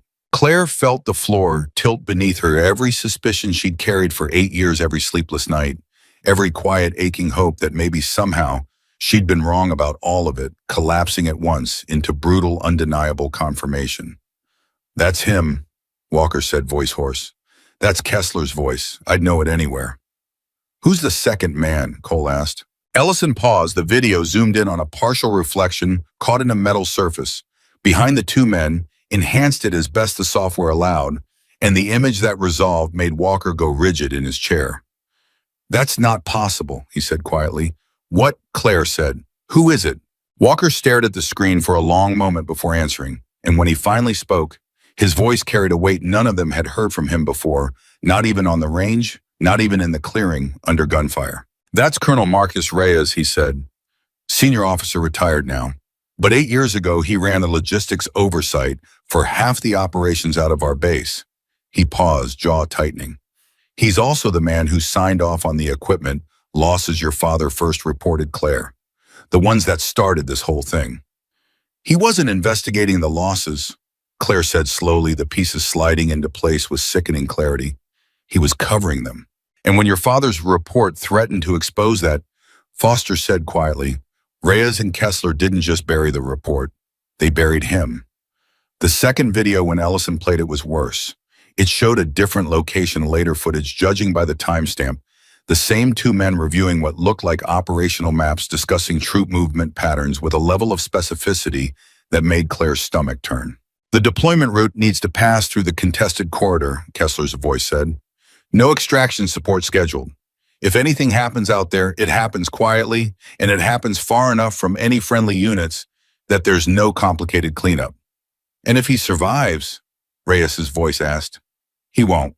Claire had to stand up and walk to the window. Her hands pressed flat against the frame, breathing hard, fighting against the wave of grief and rage crashing through her chest all at once. Behind her, nobody spoke, giving her the silence she needed until Walker finally rose and crossed the room to stand beside her. We have it, he said quietly. Everything. Voices, faces, dates. This isn't circumstantial anymore, Claire. This is a confession. It's not enough, Claire said, her voice raw. What do you mean it's not enough? Cole said. This is exactly what you've been looking for. It's evidence, Claire said, turning back to face them, tears finally breaking free, despite everything in her fighting to hold them back. But evidence sitting on a data drive in a stranger's back room in the middle of nowhere doesn't mean anything if it never reaches somewhere it can't be buried again. Kessler is a 3-star general. Reyes commanded logistics for half this country's overseas operations. Men like that don't just get arrested because 5 people in a hard drive show up at the right office. They have lawyers. They have friends in places we can't even see. If we hand this over the wrong way to the wrong person, it disappears into a review process that takes years and ends with nothing, and I will have gotten Owen Bradley beaten half to death and put every one of you in a sniper's crosshairs for absolutely nothing. The room absorbed that, the truth of it, settling heavy over everyone present. So what's the right way? Diaz asked.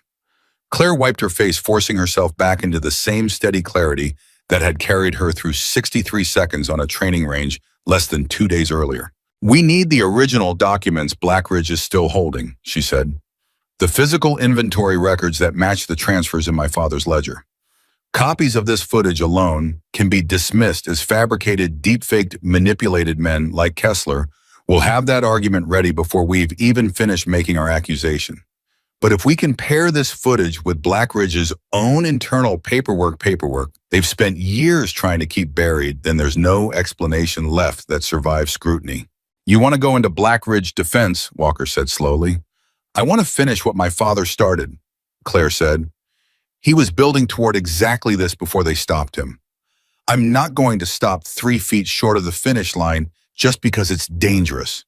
It was always going to be dangerous. Cole let out a long breath, dragging a hand down his face. You're talking about infiltrating a private military contractor's headquarters. That's not a hunting trip, Claire. That's not even close to what happened on that range. That's a fortified facility with private security, likely armed, likely willing to use lethal force against anyone caught inside. I know exactly what I'm asking, Claire said. That's why I'm not ordering anyone to come with me. If any of you want to walk away right now tonight, nobody in this room will think less of you. You've already done more than I had any right to ask of strangers. Nobody moved. Diaz was the first to speak, his voice quiet but absolutely certain. I watched a man on a grainy video plan your father's death like he was scheduling a supply run. I'm not walking away from that. Neither am I, Foster said. You beat all 5 of us in 63 seconds. Briggs added, still favoring his bruised leg but sitting straighter than he had all night. I'm not about to let you walk into something like this without backup. Cole exhaled slowly, shaking his head, but there was no hesitation left in his expression when he finally spoke. Ethan Morgan trained half the tactics I built my entire career on, and I didn't even know it until today. I owe him this. We all do. Walker looked at each of them in turn, some quiet pride moving behind his eyes before he turned back to Claire. Then we plan this properly, he said. Not tonight, not rushed, not fueled by grief and adrenaline. We use everything your father taught you, everything the 4 of us have learned in decades of service, and we go in with a real plan because the second we walk through Blackridge's doors, there's no room left for mistakes. Over the next 36 hours, the small motel room transformed into something closer to a command center. Maps spread across the bed, Ellison's expertise pulled in remotely to help identify Blackridge's security architecture from whatever public records and satellite imagery could be legally accessed. Claire barely slept, running through scenarios in her head the way her father once had her run through drills over and over, refining, adjusting, preparing for every possible failure point.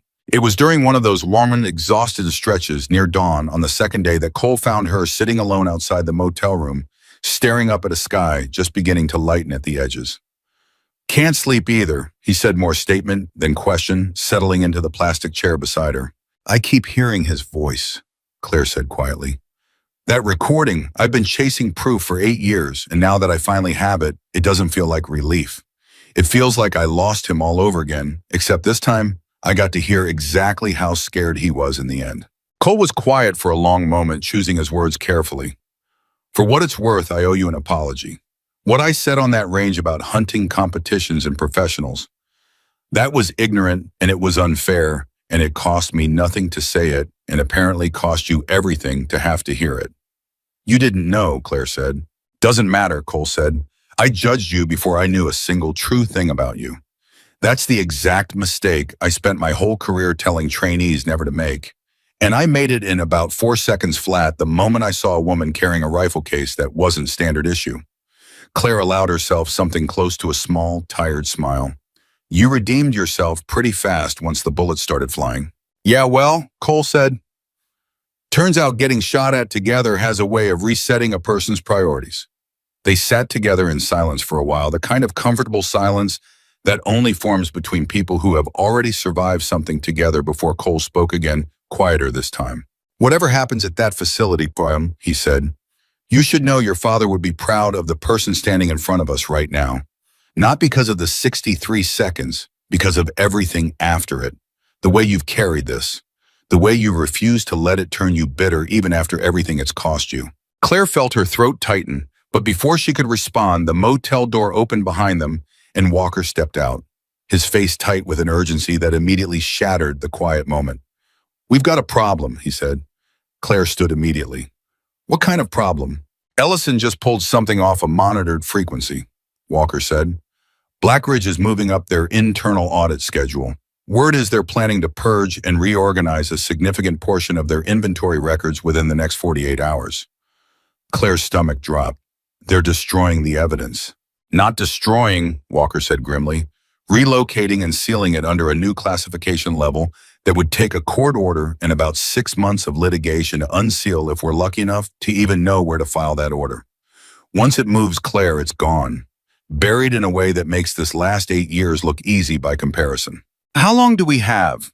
Claire asked, already moving back toward the motel room, back toward the maps and plans they'd spent 2 days building with careful, deliberate patience. "Less than we planned for," Walker said. "The audit begins in 2 nights. Whatever window we thought we had just collapsed down to almost nothing." Inside, the others were already gathering around the table, faces tight, with the same understanding settling over all of them at once. The understanding that whatever careful, methodical plan they'd been building now had to be compressed into something far riskier, far faster, with far less margin for error. "2 nights isn't enough time to do this properly," Diaz said, running a hand through his hair. "We don't have full schematics. We don't have confirmed shift rotations. We're basically talking about walking in half blind. We don't have a choice," Claire said, her voice steady despite the fear tightening in her chest. "If that evidence moves everything we've survived to get this far, means nothing. Owen's injuries mean nothing. That morning on the ridge, getting shot at, all of it means nothing because the one thing that could actually prove what happened to my father disappears into a vault we'll never touch again." Foster looked up from the laptop where he'd been cross-referencing Black Ridge's public filings. "There might be one advantage we haven't considered. If they're rushing the audit timeline, that means their internal security is likely to be stretched thin, too focused on moving records rather than watching for outside intrusion. Rushed operations create gaps we might actually be able to use." Walker studied the map spread across the table, his expression hardening into the focused calm of a man who had planned dangerous operations his entire career and understood better than anyone in that room exactly what they were about to risk. "2 nights," he said finally. "It's not enough time to do this safely, but it might be enough time to do it smart." He looked around at each of them, at Cole and Diaz and Foster and Briggs, men who had started this journey laughing at a stranger with a hunting rifle and now stood ready to walk into an armed compound to finish her father's unfinished war, and finally at Claire herself, standing at the center of it all, with her father's ledger in one hand and 8 years of grief transformed finally into something sharp enough to cut through anything standing in her way. "Everybody get some rest while you can," Walker said. "Tomorrow we finalize the plan. Tomorrow night we move." Claire nodded, but as the others began dispersing to grab what little sleep remained before dawn fully broke, she stayed behind at the table, staring down at her father's careful handwriting, filling page after page of that worn ledger, and beneath it, the small recorder that still held the last words he had ever spoken to her. "Finish what I started," his voice echoed in her memory. "And know that every single day I had with you was worth more to me than any mission, any medal, any name I ever earned in this uniform." "I'm going to finish it, Dad," she whispered into the quiet room. "I promise you I'm going to finish it." Outside, unseen by anyone inside that small motel room, a black sedan idled at the edge of the parking lot, engine running low headlights off a figure inside, watching the building through a pair of night vision binoculars with the patient practiced stillness of someone who had been trained specifically to wait exactly this long before making a move. Walker's phone buzzed once, a single text from Ellison, and his face went rigid as he read it under the dim motel light. He crossed to the window without a word, peering through the gap in the curtain at the black sedan idling at the far edge of the lot, engine running, headlights dark. "Everybody up," he said quietly, but there was no mistaking the urgency underneath the calm. "Now." Cole was on his feet instantly, weapon in hand, before his eyes had fully adjusted. "What is it?" "Vehicle's been sitting out there 11 minutes, Walker said. "No plates visible. Nobody's gotten out." Claire moved to the window beside him, heart hammering the metal case already clutched instinctively against her chest, as if her body had made the decision to protect it before her mind had caught up. "Could be nothing," she said, though she didn't believe it, and neither did anyone else in that room. "Could be," Walker said. "Or it could be exactly what found us on that ridge yesterday morning." Diaz was already pulling on his boots, Foster gathering the laptop and the drive, Briggs sweeping the maps off the bed into a duffel bag, with the quiet, practiced speed of men who had done this kind of emergency departure before in places far more dangerous than a roadside motel. "Back exit," Walker said. 2 minutes. Move." They were almost to the door when it happened. The sedan's headlights flicked on once, twice, in a deliberate patterned rhythm that made Walker freeze mid-step, his hand halfway to the door handle. "That's not a threat signal," he said slowly. "That's a recognition code." "A what?" Claire said. "Somebody's trying to tell us they're not hostile," Walker said, though the suspicion in his voice hadn't fully eased. "Cole Diaz, cover me. I'm going to find out who's driving that car." "Chief, that's insane," Cole said. "We don't know who that is." "No," Walker agreed. "But if they wanted us dead, they had 11 minutes and a clear shot through that window to make it happen, and they didn't take it. That tells me something." He stepped out into the cool night air, alone, hands visible, moving with slow, deliberate steps toward the sedan, while behind him, hidden in the doorway, Cole kept a weapon trained on the vehicle with grim, silent focus. The driver's window rolled down as Walker approached, and for a long moment, nobody in the doorway could see who sat behind the wheel. Then Walker's shoulders dropped, all the tension draining out of his posture at once, replaced by something like disbelief. "You have got to be kidding me," he said loud enough for the others to hear. A woman stepped out of the sedan, mid-40s, sharp-eyed, dressed like someone who spent her life trying not to be noticed and had gotten very good at it. She glanced past Walker toward the motel doorway, toward Claire standing frozen there, with the case still held tight against her chest. "You're Ethan Morgan's daughter," the woman said. It wasn't a question. "Who are you?" Claire said, stepping forward despite Cole's hand extending to stop her. "My name is Sarah Kincaid," the woman said. "I worked logistics compliance inside Black Ridge Defense for 6 years. I've been feeding information to a journalist for the last 18 months, trying to build a case nobody could bury. When word came down 2 days ago that a woman calling herself Morgan's daughter beat 5 SEAL instructors on a training range and started asking questions about a general named Kessler, I knew exactly what that meant, and I knew I didn't have much time left to reach you before someone else did." Claire's brow there had met. "You know about the audit, the evidence purge." "I know because I'm the one who was ordered to help execute it," Kincaid said grimly.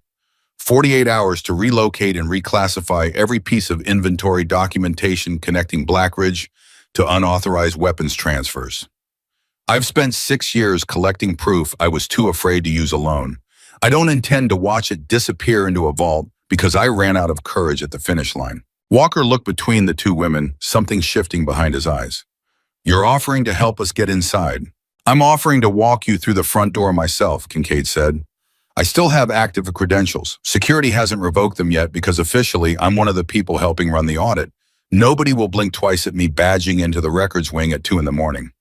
Getting 5 strangers in behind me, on the other hand, that's going to require a plan considerably better than luck. Inside the motel room, 10 minutes later, Kincaid spread a set of building schematics across the table that made Foster actually laugh out loud in relief, the first genuine sound of hope any of them had made in nearly 2 days. These are current, Foster said, scanning the pages rapidly. Actual current, not 5-year-old public filings we've been trying to reverse engineer. Camera positions, guard rotations, everything. I told you, Kincaid said. I'm not walking in blind either. If we're doing this, we're doing it with everything I've got. Claire studied the other woman carefully, feeling the same instinct her father had once taught her, to trust the ability to read a person's intentions underneath their words. Why now? You said you've been collecting evidence for 6 years and never used it. What changed? Kincaid's jaw tightened, and for a moment, something raw and old moved behind her composed expression. 3 years ago, I processed a transfer manifest for equipment that was supposedly being decommissioned for scrap. I found out 8 months later that same equipment turned up in the hands of a militia group 2 continents away, responsible for an attack that killed 11 people, including 4 aid workers who had nothing to do with anything. I told myself for years that documenting it quietly was enough, that someday I'd find the courage to actually do something with what I knew. She looked directly at Claire. Watching a stranger's daughter to walk onto a Navy base and refuse to let her father's death stay buried, that's the kind of courage that makes excuses stop working. The room went quiet, everyone absorbing the weight of what she just said, and Claire felt something settle in her chest, not quite relief, but the particular steadying that comes from realizing a fight once carried alone had suddenly, unexpectedly, grown much larger than herself. Then let's finish it, Claire said, together. They spent the remaining hours before dawn refining the plan with Kincaid's schematics as their foundation, Walker and Diaz, mapping entry and exit routes. Foster working through the guard rotation patterns to identify the thinnest window of coverage, Cole and Briggs running through contingencies for every point where something could go wrong. Claire barely slept again, but this time it wasn't grief keeping her awake. It was the electric-focused clarity of a plan finally taking shape after 8 long years of chasing shadows. The Blackridge Defense Records Facility sat on the outskirts of a sprawling industrial compound, unremarkable from the outside, the kind of building designed specifically to draw no attention from anyone driving past it. Kincaid badged them through a service entrance just after 1 in the morning the following night, her credentials still active exactly as she'd promised, and the 6 of them moved through dim, humming corridors with the tense, controlled silence of people who understood that a single mistake now would undo everything they'd already survived to get this far. Records wing is 2 floors down, Kincaid whispered, leading them toward a stairwell. Physical archive room requires a secondary badge and a code that rotates every 12 hours. I have both, but the moment I use them, it logs an access event. We'll have a window before anyone reviews that log, but it's not an infinite one. How long? Walker asked. 20 minutes, maybe 25 if we're fortunate, Kincaid said. After that, someone doing routine monitoring is going to notice an unscheduled access event in a restricted wing, and that's when things get complicated. They move fast after that, descending the stairwell in tight formation, Cole and Diaz taking point, Foster and Briggs covering the rear, Claire staying close to Walker with the empty duffel bag they intended to fill with everything the archive room could give them. The corridor at the bottom of the stairs stretched long and quiet, fluorescent lights humming overhead, and Claire felt her pulse hammering with every step, the 63 seconds on that training range feeling like a lifetime ago, compared to the weight pressing down on her now. Kincaid badged them through a heavy steel door into the archive room itself, rows of filing cabinets and secured storage lockers stretching back into dim, climate-controlled darkness. And for a moment standing there surrounded by what might finally be enough to bury the men who had buried her father, Claire felt something inside her chest crack open completely. Manifests are organized by contract number, Kincaid said, moving quickly toward a bank of cabinets near the back wall. I've already flagged the ones matching the dates in your father's ledger. We pull those first, everything else if we have time. They worked fast, hands moving with practiced urgency, pulling folder after folder, cross-referencing dates against the worn pages of Ethan Morgan's ledger that Claire held open in one trembling hand. Every match felt like another nail driven into a coffin that had been waiting 8 years to close. Got it, Foster said, pulling a thick folder free.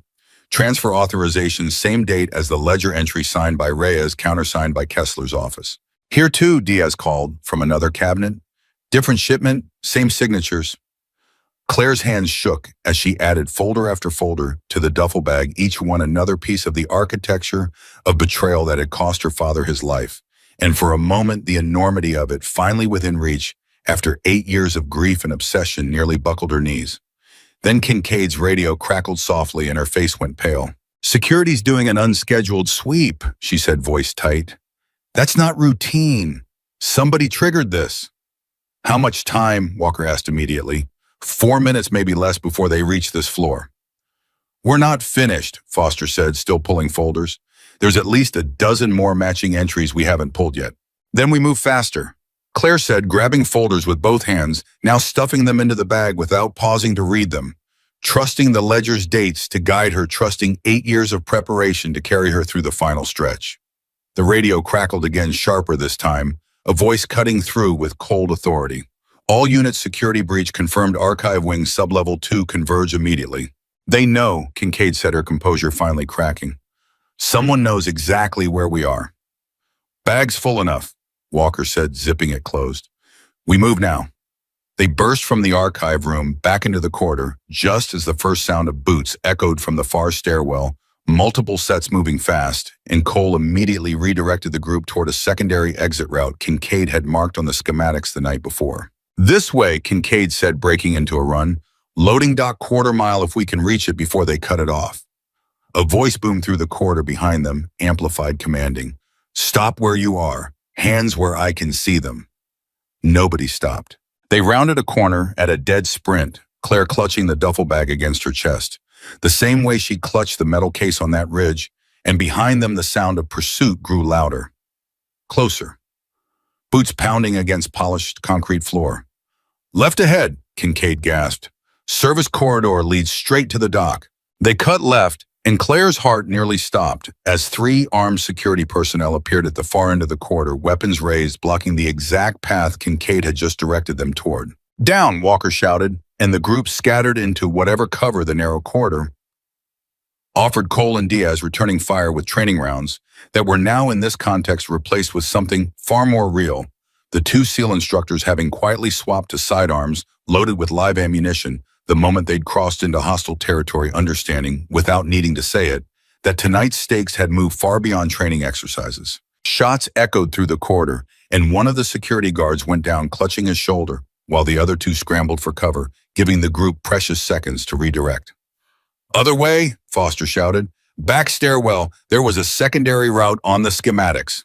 They ran adrenaline overriding exhaustion, and Claire felt something primal and desperate taking over the same instinct her father had trained into her a lifetime ago, finally being tested in the exact way she'd always feared it might be in a fight she couldn't afford to lose. They burst through a fire exit into a loading area.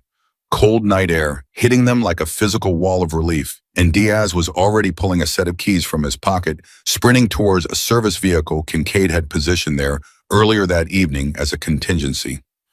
"Everybody in now," Walker barked, shoving Claire toward the vehicle, while Cole and Foster laid down covering fire toward the pursuing guards, spilling out of the building behind them. The engine roared to life, and Diaz floored it before the last door had even fully closed, tires screaming against pavement as the vehicle tore out of the loading area, security personnel shouting behind them. One final shot cracking against the vehicle's rear panel as they cleared the compound's perimeter fence. For several long minutes, nobody spoke, the only sound the ragged breathing of 6 people who had just walked into an armed facility and walked back out again, evidence in hand, alive against odds that had felt for one terrible stretch of corridor entirely unfavorable. "We got it," Foster finally said, disbelief coloring his voice as he clutched the duffel bag against his chest. "We actually got it." Claire looked down at the bag at her father's ledger, still open in her lap, and felt tears rising again, this time not from grief, but from something that felt dangerously, cautiously close to victory. "We're not done," Kincaid said grimly from the front seat, still catching her breath. "They know now. They know exactly what we took and exactly who took it. Whatever time we thought we had left just collapsed to nothing. Kessler and Reyes will move within hours to discredit everything to freeze this before it ever reaches anyone who could act on it.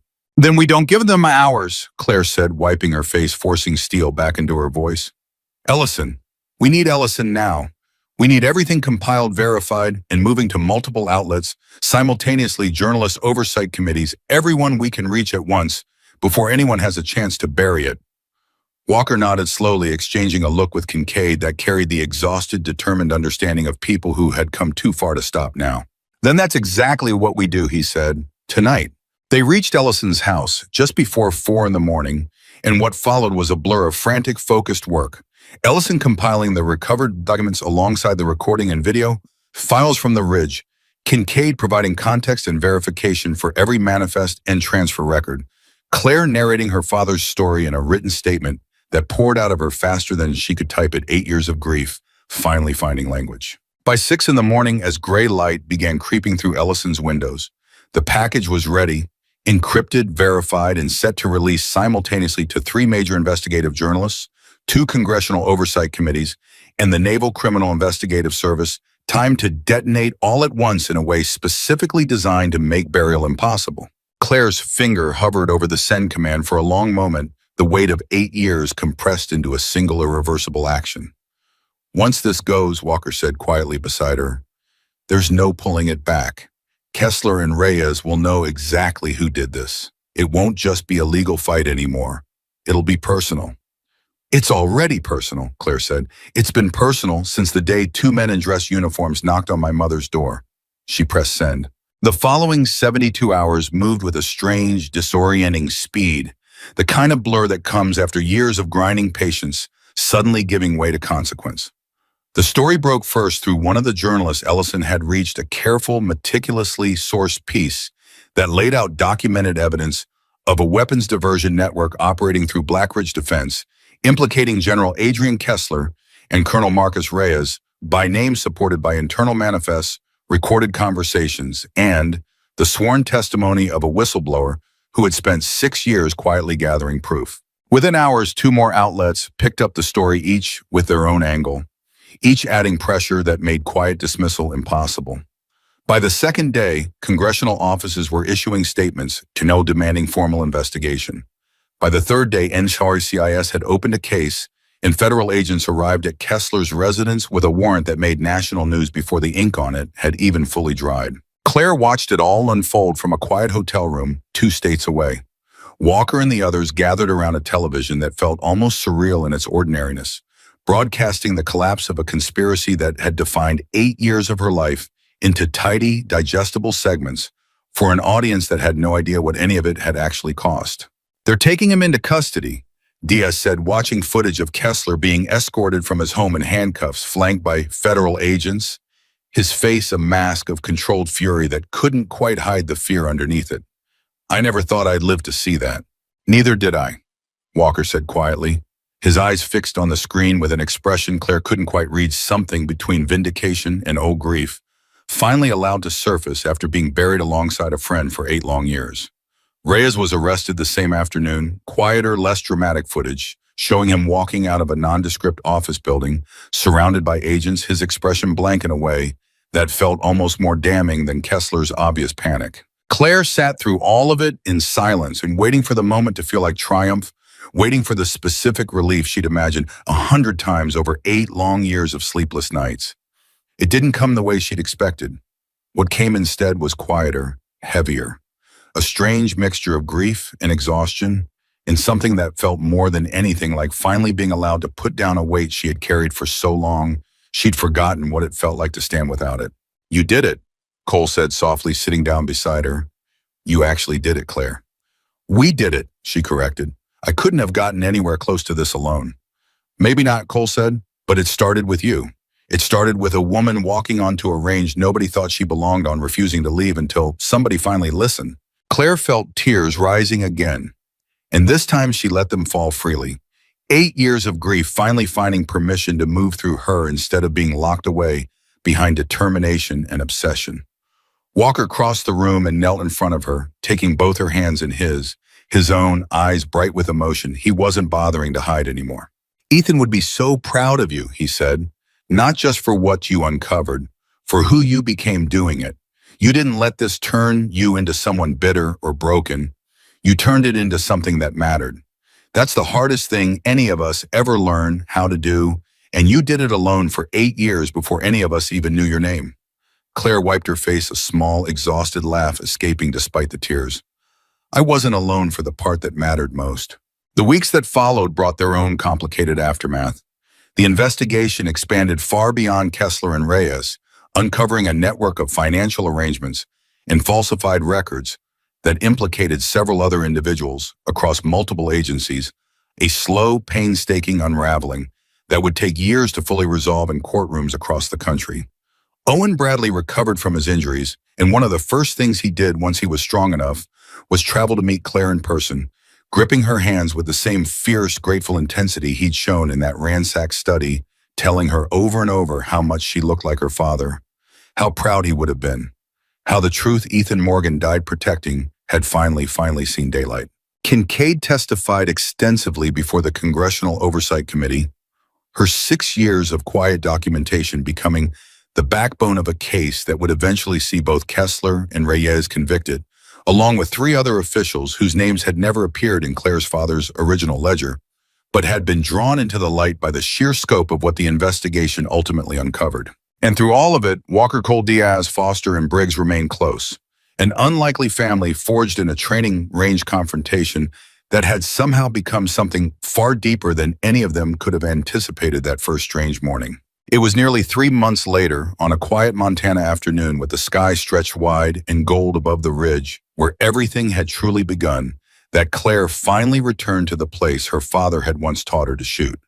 She carried his rifle with her, the same one Walker had ripped from her hands on that training ground so long ago, though it felt like a different lifetime now, and she walked the familiar path up toward the clearing, where the third marker still stood chipped now from a bullet that had nearly ended everything before it truly began. Walker had come with her, along with the others standing a respectful distance back, as Claire knelt beside the marker, resting her hand against the weathered stone, the same way she had the morning they'd unearthed her father's final testimony. "We did it, Dad," she said quietly, her voice carrying out over the empty ridge. "It took 8 years. It took people I never expected to find in a place I never expected to look. But we did it. The truth is out. Everyone knows your name wasn't a lie. Everyone knows exactly what kind of man you actually were." She was quiet for a long moment, listening to the wind move through the trees the way it always had, the way it had when she was 8 years old, missing a target by 6 feet and learning without knowing it, yet the most important lesson her father would ever teach her. "I used to think I needed you to be proud of me," she said softly. "Now I understand you already were, from the very beginning. You just needed me to find out for myself." Behind her, Walker stepped forward, quietly resting a steady hand on her shoulder, the same gesture he'd offered in that clearing months earlier when her father's voice had first broken the silence after 8 long years of waiting to be heard. "He'd be proud of all of us," Walker said, "but mostly he'd be proud that his daughter never once stopped believing him, even when the whole world told her she should." Claire rose slowly, brushing dirt from her knees, and looked out over the ridge that had shaped every important thing about who she had become, the place where a father had once taught a daughter to read wind and terrain and patience, never imagining that those exact lessons would one day be the only thing standing between the truth and 8 years of silence. "He always said a warrior doesn't win because the odds are fair," she said, turning to face the 5 people who had become somewhere in the middle of gunfire and grief and impossible odds, something closer to family than strangers ever should have been able to become. "A warrior wins because they refuse to surrender." She looked down at the rifle in her hands, worn and familiar, carrying 8 years of searching, and finally, at long last, 8 years of answers. "I'm not carrying this because I'm still looking anymore," she said. "I'm carrying it because I finally found what I was looking for." The wind moved across the ridge one final time, carrying with it the quiet, unshakable certainty that some stories, no matter how long they stay buried, no matter how many powerful people spend years trying to keep them silent, always find their way eventually into the light. Claire Morgan had walked onto a training ground. As a stranger, nobody believed in carrying nothing but her father's rifle and 8 years of unanswered questions. She left it as the woman who finished what he started, who turned 63 seconds of doubt into a legacy of truth, and who proved once and for all that the greatest warriors are never the ones anyone sees coming. They are the ones who refuse against every possible odd to stop fighting for the truth until the very last breath demands it of them. And on that quiet Montana ridge beneath a sky her father had once taught her to read like a map, Claire Morgan finally completely laid her long war to rest.